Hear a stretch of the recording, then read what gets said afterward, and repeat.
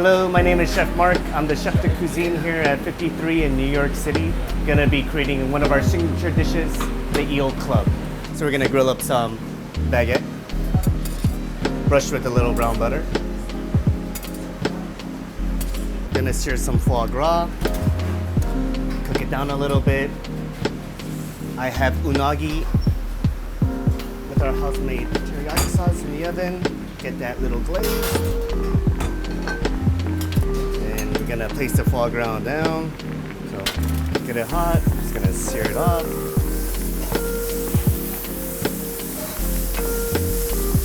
Looking for that golden brown color. Pop it in the oven. We go through about 50 pounds of foie gras per week. It's a lot of foie gras. Almost time to build. We're gonna top it off with the little chives. And then here we mount our Eel Club. So unagi, we trim off excess bread, make it look nice and tight. That piece of foie gras. Finish off with a little butcher. There you have it.